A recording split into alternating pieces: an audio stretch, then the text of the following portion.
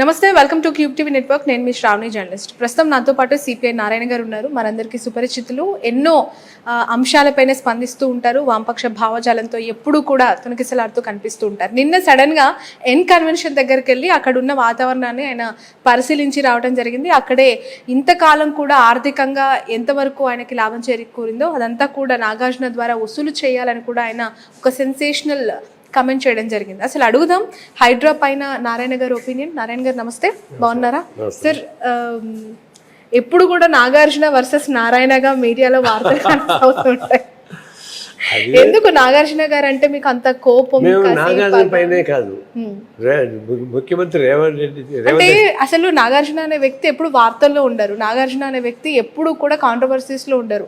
నాగార్జున అనే వ్యక్తి ఎప్పుడు కనీసం దేని మీద స్పందించరు. అలాంటి నాగార్జునని ఒక మీడియాలో ఒక టాక్ ఆఫ్ ది పర్సన్ గా కూడా క్రియేట్ చేయడం, ప్రతిసారి బిగ్ బాస్ అయినప్పుడు కూడా మీరు స్పందిస్తూ ఉంటారు. నిన్న ఎన్ కన్వెన్షన్ కూలిపోయిన సందర్భంలో అక్కడికి వెళ్ళి కూడా మీరు ఆయన మీద మాట్లాడడం జరిగింది. ఎందుకు మేము పర్సనల్ గా గొడవలు మీకు? నాగార్జున నాకు మధ్యలో పరిచయం కూడా లేదు. మామూలుగా ఆయన దాన్ని గుర్తుపడతాం, దాన్ని ఆయన గుర్తుపట్టేసి తప్ప స్నేహం కూడా లేదు. తర్వాత కళాకారుడిగా వాళ్ళ ఫాదర్ అక్కడ నాగేశ్వరరావు అంటే నాకు చాలా ఇష్టం. నాగార్జున అంటే చాలా ఇష్టం. ఆయన సినిమాని ఫస్ట్ నేనే చూస్తాను.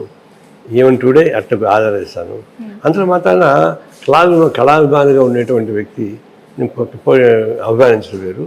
ఆయన చేస్తున్న పనులు మంచిది కాదు కాబట్టి విమర్శిస్తాం. బిగ్ బాస్ అనేది చాలా స్కాండల్. ఇది సొసైటీకి నష్టం వస్తుంది, దానికి సందేశం ఏమి ఉండదు. అంత రెస్పెక్టెడ్ ఫ్యామిలీ తరఫున దాని ఎందుకు పాల్గొవాలని నా ఉద్దేశం. దాని మీద నేను విమర్శించే మాట వాస్తవమే. అంత మాత్రాన అది వ్యక్తిగత ఖర్చు కాదు. ఆయన చేస్తున్న పెర్ఫార్మెన్స్ మీద, ఆ సబ్జెక్టు పైన, దానిలో మోరల్ వాల్యూస్ పైన మంచిది కాదు అనిపిస్తుంది చెప్పారు తప్ప అతని నుంచి కాదు. ఒకటి ఇప్పుడు మొన్న ఎన్ కన్వెన్షన్ కూడా ఎప్పటి నుంచో వివాదం ఉంది. అది చాలా కాస్టేస్ట్ ఎన్ కన్వెన్షన్. అది అందులో చెరువులు ఆక్రమించి కట్టారని చెప్పి అందరికీ తెలుసు. అయితే రేవంత్ రెడ్డి వచ్చిన తర్వాత దాన్ని మీద యాక్షన్ తీసుకున్నాడు. యాక్షన్ తీసుకుంటే ఏంటంటే నేను ఏలాంటి తప్పు చేయలేదు, నా దగ్గర కాగితాలు ఉన్నాయి, నేను ఎఫ్టీఎల్లో కానీ లేదంటే ఇవన్నీ నేను కట్టలేదు అంటున్నాడు. నేను అందుకే నేను చూశాను. చూస్తే చెరువుకు ఆనుకునే ఉన్నాయి. చెరువు ఇంకా ఎక్స్పాండ్ చేసి కట్టాడు. అది ఎఫ్టీఎల్ లోపలే ఉంది. మరి ఎఫ్టీఎల్ లోపల నువ్వు కట్టుకుంటే ఇది కనిపిస్తుంది, నీళ్లు తగులుతున్నాయి. దాన్ని నేనేం తప్పు చేయలేదు, చెరువు ఆక్రమించలేదు అంటే కరెక్ట్ కాదు కదా. దాన్ని చూడకే పోయాను. అంటే ఎఫ్టీఎల్ నుంచి బఫర్ జోన్ 100 అడుగులు ఉంటుంది. బఫర్ జోన్ కన్నా లోపు ఎఫ్టీఎల్ని కానుకొని ఆయన కన్వెన్షన్ ఉంది, హాల్ ఉంది. దాని మీద లక్షల రూపాయలు సంపాదిస్తున్నాడు. అది వేరు, సంపాదన వేరు. ఈ చట్టవిరుద్ధమైనటువంటి ఆక్రమించి మీరు కన్వెన్షన్ కడితే దానివల్ల ఏమవుతారు, చెరువులు పడిపోతున్నాయి. చెరువులు పడిపోతుంటే ఎకలాజికల్ ఇన్బ్యాలెన్స్ వస్తుంది, వాటర్ బాడీస్ పోతాయి. ఒక ఎన్ కన్వెన్షన్ ముందే దాడి చేస్తే నేను కూడా దాని జోలికి పోయేవాడు కాదు. మొత్తం హైదరాబాద్ సిటీ మొత్తం కూడా అటువంటి వస్తున్నాయి. మేము మొట్టమొదటి కూడా మేము చెప్తుంటాం. వికారాబాద్ నుంచి ఇబ్రహీంపట్నం దాకా ఫిరంగి నాలా ఉంది, దాన్ని మొత్తం కబ్జాలు అయిపోయాయి కాలంలో. అందుకే నీళ్ళు అక్కడ వర్షం పడితే ఊర్ల మీదకి వస్తుంది తప్పితే చెరువులకు పోవడం లేదు. అది ఒకటి పెద్ద ప్రాబ్లం. రెండవది, చెరువుల కుంటలు పూడ్చిన తర్వాత ఒక అరగంట వర్షం పడితే 4-5 గంటలు మొత్తం ట్రాఫిక్ బంద్ అవుతుంది. మీరు కూడా చూశారు కదా, ఎందుకు బంద్ అవుతుంది, ఎన్నో ఎందుకు వస్తున్నాయి. దానికి సంబంధించిన చెరువులు కాలువలు సక్రమంగా ఉండుంటే దాన్ని అది పోయేవి కదా, ఊరు మీద పడేటివి కాదు కదా. ఇవన్నీ నష్టం వచ్చిన మాట వాస్తవం. చాలామంది వ్యాపారస్తులు ఇంజనీరింగ్ కాలేజీ వ్యాపారం చేసేవాళ్ళు, తర్వాత ఫంక్షన్ హాల్స్ కట్టుకునేవాళ్ళు, రియల్ ఎస్టేట్గా బిల్డర్ కట్టేవాళ్ళు, విలాసవంత ఫామ్ హౌస్ కట్టుకునేవాళ్ళు, వాళ్ళంతా కూడా ఇవన్నీ ఆక్రమించి కట్టుకున్నారు. ఎవరైనా పేదవాళ్ళు ప్రభుత్వం పోయి గుడిసేస్తే అని ఎంటపడతారే. మరి వాళ్ళు వ్యాపారం చేస్తారు, లక్షల కోట్ల రూపాయల డబ్బులు వసూలు చేసుకుంటారు. అది ఇంకోవైపు ఎకలాజికల్ ఇన్బ్యాలెన్స్ వస్తుంది, సమాజానికి నష్టం వస్తూ ఉంది, వాటర్ బాడీస్ లేకుండా పోతున్నాయి, పచ్చదనం ఎగిరిపోతూ ఉంది. దీనంతా చూసినప్పుడు ఒక కన్స్ట్రక్షన్ అనేది రాత్రికి రాత్రి వచ్చేది కాదు. దాంట్లో ఎన్నో డిపార్ట్మెంట్స్ యొక్క అంటే ఆఫీసర్స్ యొక్క ఇన్వాల్వ్మెంట్ ఉంటుంది. వాళ్ళు పర్మిషన్స్ ఇచ్చే దగ్గర నుంచి, దాన్ని సైట్ విజిటింగ్ దగ్గర నుంచి, ఎన్ని ఫ్లోర్లు వేసుకోవాలి, ఎంతవరకు వేయాలి, వాటరు, పవరు, ఎవ్రీథింగ్ ఉంటుంది కదా. అధికారుల పాత్ర ఏమీ లేదంటారా? హైడ్రా వెళ్తోంది, స్పాట్లో కూల్ చేస్తోంది, వచ్చేస్తుంది, బట్ నష్టపోతుంది అక్కడ కట్టుకున్న వాళ్ళు, ఉంటున్న వాళ్ళు. ఈ ఎన్ కన్వెన్షన్ విషయం పక్కన పెట్టిన సాధారణ ప్రజలు కూడా ఎంతో నష్టపోతూ ఉన్నారు. బట్ అధికారుల మీద ఎలాంటి చర్యలు లేవెందుకు? హైడ్రా సబ్జెక్టు వేరు, ఆక్రమణ కూల్చుకోవడం వరకే వాళ్ళకి ఎజెండా ఇచ్చారు తప్ప అంతకన్నా చేయలేదు. ఈ మిగతా చేయాల్సింది గవర్నమెంట్ చేయాలి. పొలిటికల్ ఇష్యూ గవర్నమెంట్ చేయాలి. గవర్నమెంట్ ఎవరు చేయాలి? ఆ కాలంలో ఎక్కడ పర్మిషన్ ఇచ్చారు, ఎవరు పర్మిషన్ ఇచ్చారు, ఎవరు దానికి లేఅవుట్ వేయించారు, అవన్నీ పట్టుకుని మోసం చేయాలా.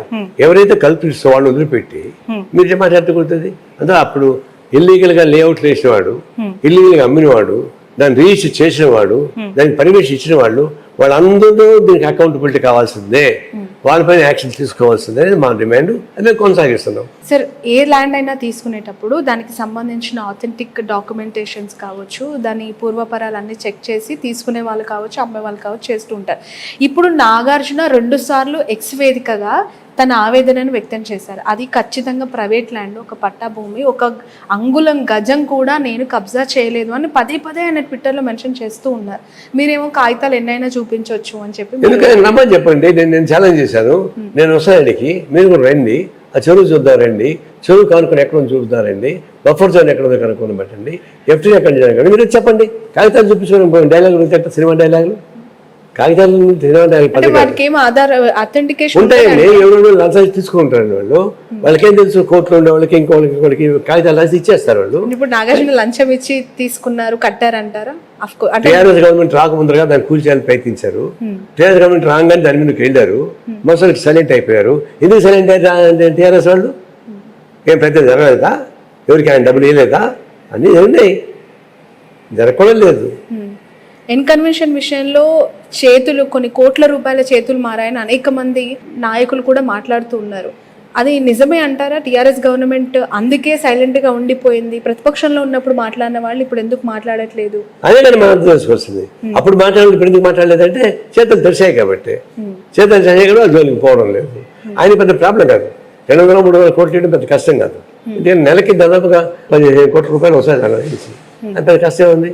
అదే నేను చెప్పేది, చట్ట విరుద్ధంగా తీసుకొని అది చట్టబద్ధం చేసుకోవడానికి చేసే ప్రయత్నంలో అనేక మతలబులు చేయొచ్చు. ఉదాహరణకు కొంతమంది ఏం చేశారంటే ప్రభుత్వ భూమిని నోటరీ ద్వారా సర్టిఫికేట్ తీసుకొని నోటరీ ద్వారా ఒక్కొక్కరికి 5 సెంట్లుగా అమ్మేశారు. వాళ్ళు పాపం ప్రజలు కొనుక్కున్నారు, ఇల్లు కట్టుకున్నారు. వాడు వెళ్ళిపోయాడు, వీళ్ళు కట్టుకున్నారు. ఇప్పుడు దాన్ని కూల్చడానికి ప్రయత్నిస్తున్నారు. ఇప్పుడు అవన్నీ ఎవరు వీళ్ళకి అమ్మాయిని వాళ్ళు పట్టుకోవాలి కదా. మామూలుగా పేదవాళ్ళు మధ్యతరగతి వాళ్ళు ఇల్లు కొనసాల్సిన అవసరం లేదు. వాళ్ళకి ఎక్కడ మోసపోయారో వాళ్ళు పట్టుకోండి, లేదంటే వాళ్ళని రెగ్యులర్ చేయించండి. నేను చెప్పానంటే ఎవరైతే ప్రభుత్వ స్థలాలు ఆక్రమించి కార్పొరేట్ వ్యాపారం చేస్తున్నారో, డబ్బులు సంపాదించి ఏర్పాటు చేస్తారో వాళ్ళపై స్ట్రిక్ట్ యాక్షన్ తీసుకోవాలి. పేద ప్రజానీకం, మధ్య ప్రజానీకం వాళ్ళు నిలిచి కూర్చేస్తే పెద్ద ఉపయోగపడదు.